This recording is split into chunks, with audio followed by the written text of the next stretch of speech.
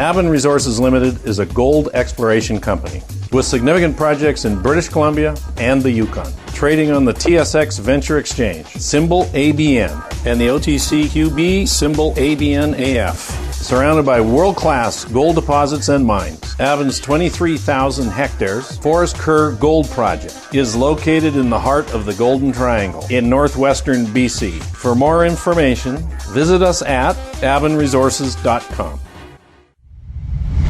You're listening to HowStreet.com radio, available online at TalkDigitalNetwork.com.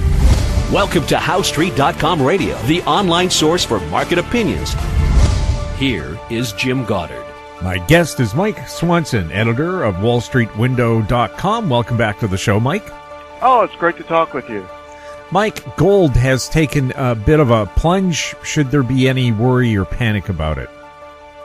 No, I don't think so at all. Of course, we've been in a dip or correction in gold since about Labor Day when it went above 1550. And the GDX ETF went to 31. Now the GDX, which is the mining stock ETF, is right above 26. But gold, silver, and the mining stocks all really, they've been going up since October. They had a surge from June to Labor Day when gold broke through 1,200, and the Fed started to lower interest rates. And we have seen the third rate cut just a few weeks ago. And one thing, if people step back and look at a 20-year chart of gold, then I think it's easy to not get so worried because it's really apparent, just at a glance, that there hasn't really been a giant pullback or collapse. It's just pausing. And if you look at what gold did from 2000 to 2011, it went up for years, but then it would pause during that time for 3 months, 6 months, sometimes 12 months, where it would just go sideways in a range. So I think that's what's being established now, is a consolidation to work off all the gains that have come and will eventually pave the way for a new leg up, and what I believe and still believe is a new bull market. You know, gold, silver, the mining stocks, they are all still remaining above their 150 and 200 day moving averages. And as long as the market is above those levels, there's no reason to think you're in a bear market or get that worried about it. I know there's lots of people out there, making arguments and claims that gold has been manipulated down, or it's going to crash because we're on the verge of some sort of economic boom, and so forth, or the stock market's going to go up and that's going to make people not want to buy gold. But I think there's a lot more things going on than those ideas. With some hesitation there, are people looking at other places to go besides gold? Well, at the moment in the United States, a lot of people, because the S&P 500 made a new high, and it's doing that as we approach the end of the year. There are money managers that are throwing money into the U.S. stock market in fear that if they don't and the market continues to go up, they'll miss out and their clients will then get angry at them. So that's a big factor when you get into November, December, is people, kind of chase whatever has gone up the most and end up also selling things that have gone down the most. That doesn't mean they're selling gold, because gold really isn't that situation. But things like the marijuana stocks are. When it comes to gold, though, I think what people really need to look at is what is actually moving gold up and down, and silver for that matter too. And then they can understand why the downside is actually limited, and why I think it's almost a necessity for people to own it if they want to be truly diversified and then actually beat the market over the long run. So I did a look, and this is what I'm talking about is almost a preview of an article I plan on writing, and so I can show the specifics with some charts. But I did a study of looking at what gold is trading with, and what it's not trading with. And it's quite unusual. So, for example, historically, the price of gold has tended to trade opposite to the U.S. dollar. But that hasn't happened this year because the dollar has gone up and gold has gone up. And you could measure that, these type of price relationships, and draw a correlation. And on the 200-day average of the prices of gold and the dollar, the correlation is 0.56. 0.5 means there's no correlation at all. It's completely random. -1 would mean something is trading completely opposite to what you're measuring it against. Well, historically, up until really this year, gold would have a negative 0.75 relationship to U.S. dollar.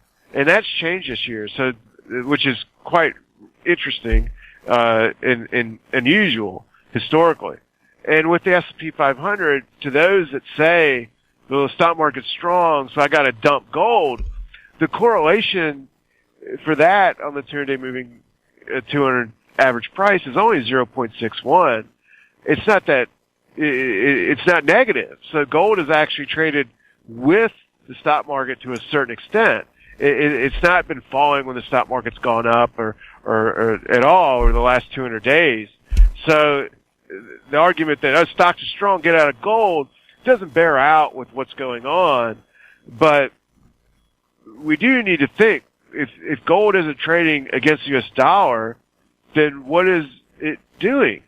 And the answer to that is that it's trading with the bond market.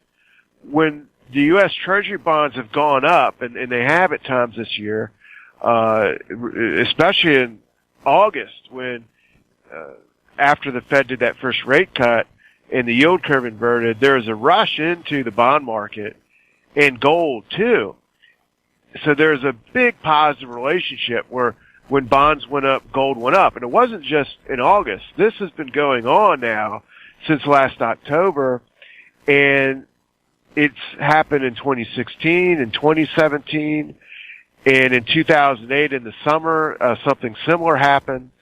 So the bottom line is, what is influencing the price of gold isn't the stock market, isn't what's happening in the currency markets right now. It's what's happening in the bond market. So if you understand what's happening in the bond market, it becomes easy to figure out where gold's ultimately going. So the bond market went up this year because the economic growth was slowing down and faltering. And the Fed had to respond. The Fed ended up lowering interest rates 3 times.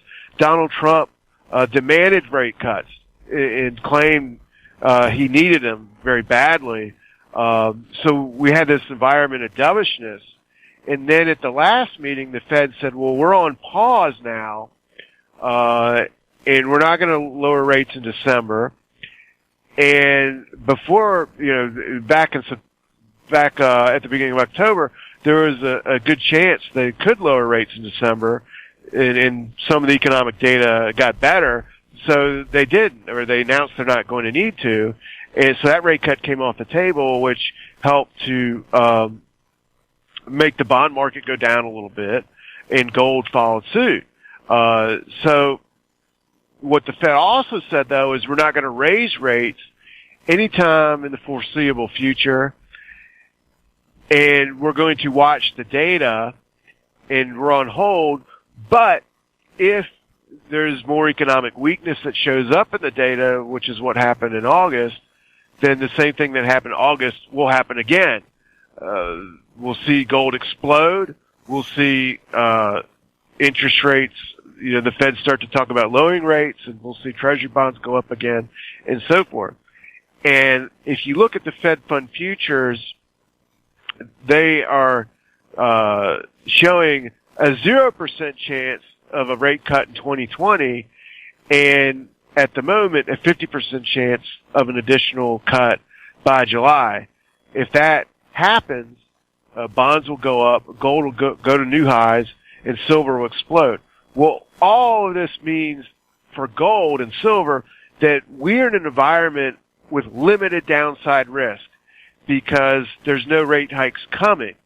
However, one day in the future, and it could be, by next July, there will be another rate cut. There will be economic weakness. Any dip in the stock market of 10% will trigger a rush into gold and silver and in the bond market. So with all that said, what this means is we're ultimately now in a sideways range for gold and silver. Support for gold is 1450 or 1425, somewhere in that zone. Resistance is 1525. We could remain locked in that range now for months, but that's fine because we have seen earnings increase for big cap mining stocks. Many of them have announced dividend boosts in their last earnings period. Yamana Gold did it. Agnico Eagle did it. Barrick did it. Kirkland Lake did it. Pan American Silver did it. Many big cap mining stocks. It's a sign of great fundamental strength and earnings growth. That's the kind of sector you want to be invested in. But we're setting up for this sideways range, and that means limited downside risk. Buy and take your positions. Don't get that worried if gold goes to 1450 or 1425, and know that this is really set up to break out, the next time the economic data starts to falter or the stock market starts to go down 10%.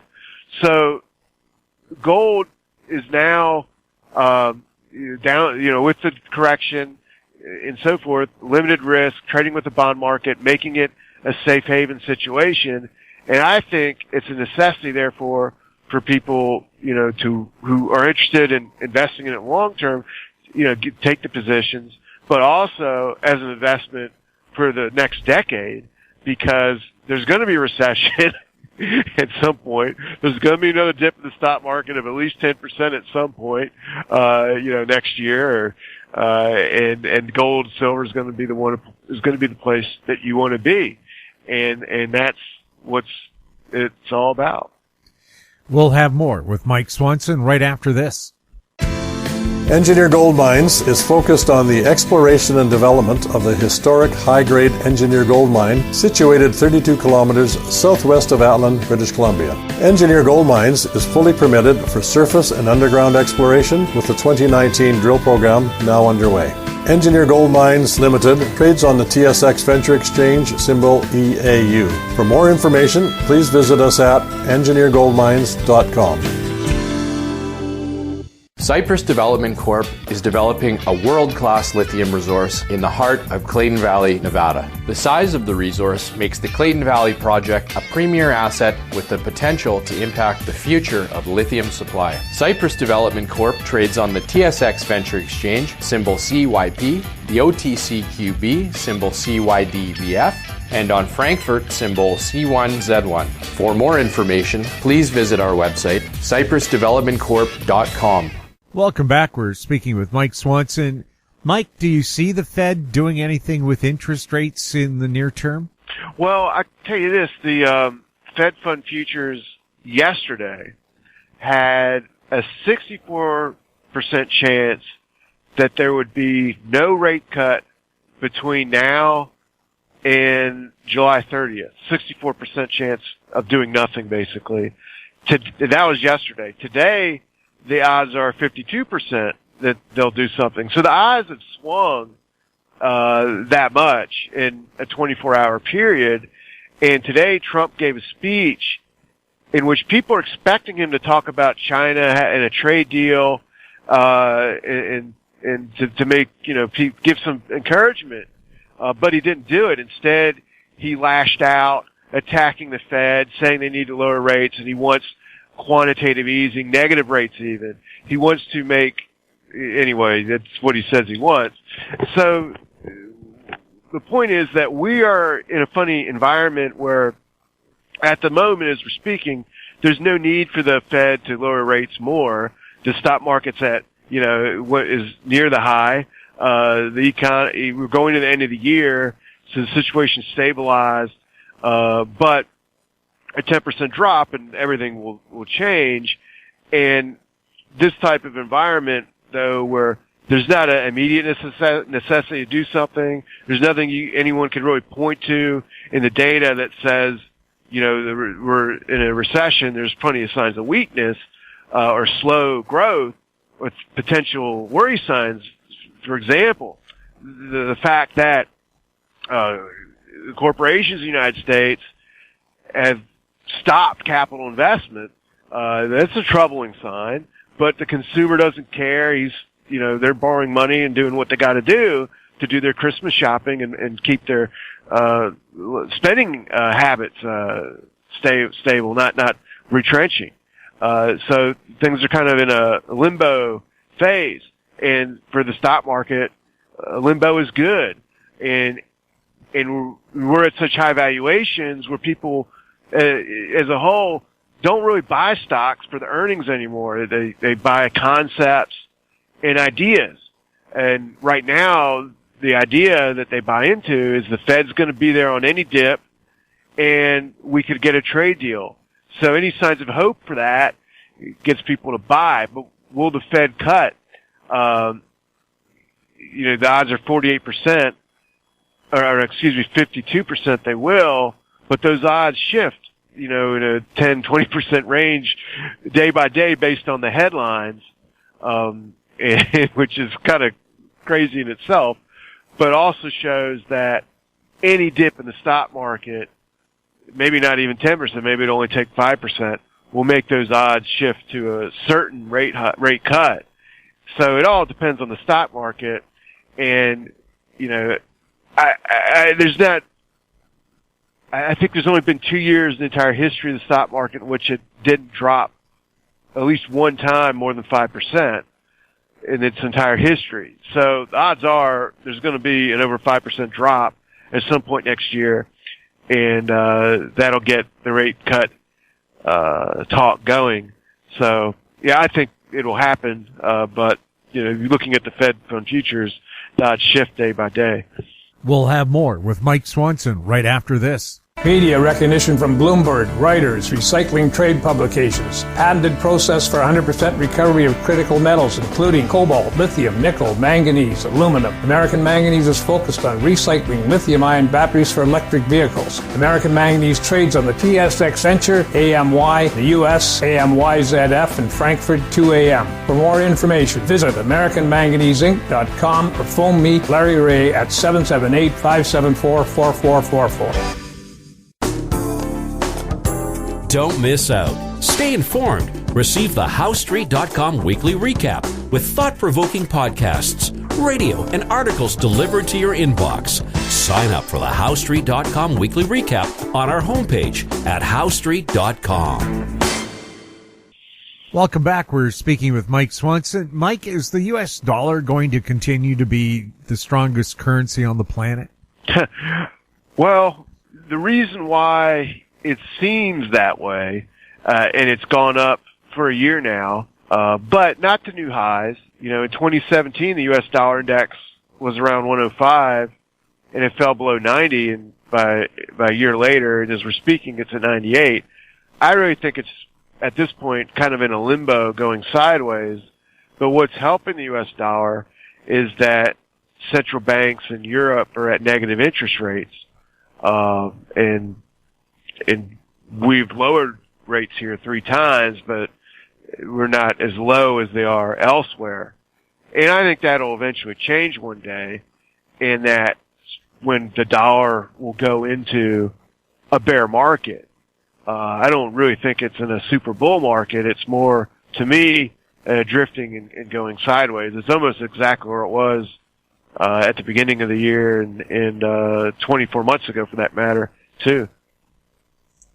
U.S. banks have had strong earnings heading into tax season.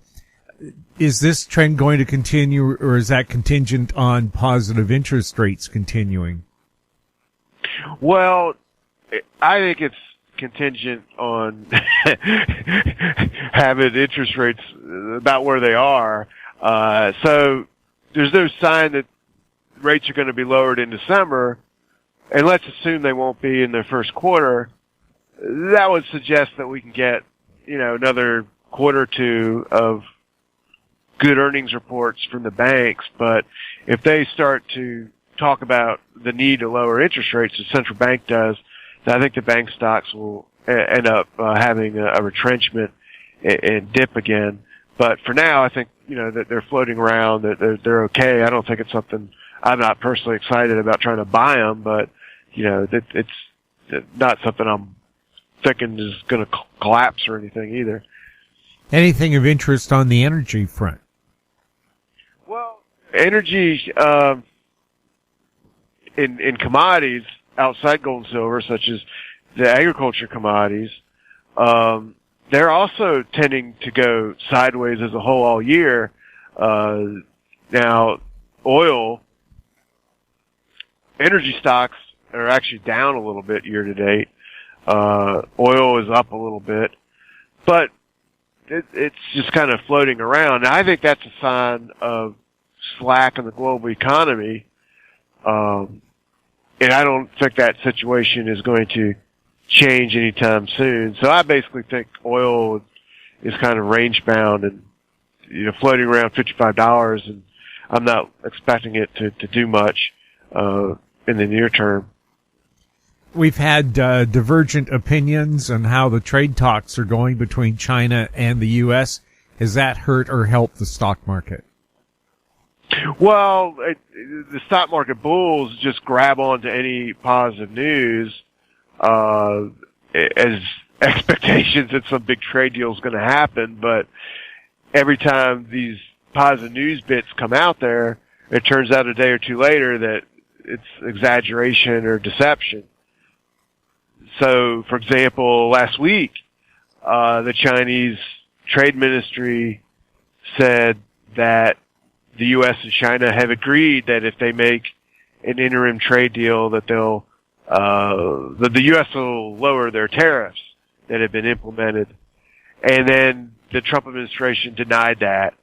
And Steve Bannon, who is a big nationalist and was a major Trump advisor a year ago, he claimed that China was boxing Trump in by doing this, by trying to say what the trade deal ultimately must be, and then if the stock market goes up, Trump would have to sign off on that, which is kind of an interesting idea. I don't tend to, like Steve Bannon, but it was an interesting notion. But the important thing is that the statement that the Chinese made was then denied by the Trump administration. In fact, Trump himself said that he does not agree to that. Now, the stock market didn't care. It went up on the Chinese statement and did not go down on the Trump statement.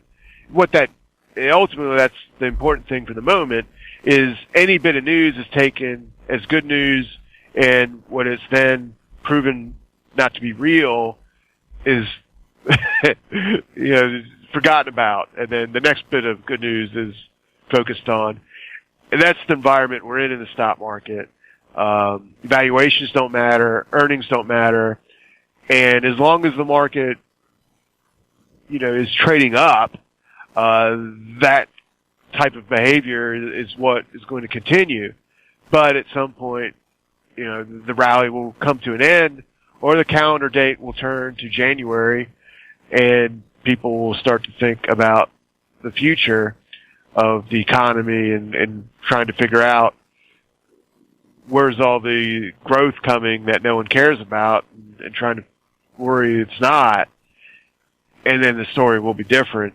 But that's not where we're at now. We're at a who cares, anything's good is good, let's buy environment. Mike, any ideas on what's happening with crude? Well, I just think crude oil is kind of is stuck in a limbo because the global economy as a whole is not booming. And, OPEC has tried to limit production and failed to have that make the oil prices go up. And we saw back in September the Saudi oil field attack cut off their supply or production, half of it, for a few weeks. Didn't matter. Oil just gapped up on the news and all the gains were taken away within 3 weeks. That's a sign of bearish action in the oil market, and that's the trend. And that's the main thing I focus on, trying to figure out every nuance of the cause every day. That's tough, but the big trend is limited upside for oil. That's certainly what the events and market action the past couple months suggest. Well, the U.S. also reached an important milestone when they exported more oil than they imported, so the Saudis really don't have the chokehold on the U.S. that they used to. That's right. In fact, you wonder if Venezuela was out there able to export, and Libya was out there able to export, and Iran was able to export too. Where would the price of oil be then? It's like, because there's lots of oil that isn't allowed to get on the market in the around much of the world. Mike, any other thoughts you'd like to give us today? Well, one thing other thing I'm watching is that I know interests lots of people, and I don't have a position either way in it, is the marijuana stocks. They've been so terrible all year, but there tends to be a so-called January effect going into the end of the year at the start of the next year, in which the stocks that are the weakest and the sector that's the weakest all year tends to get sold for tax loss selling, and then once that selling is complete, then there's a relief rally.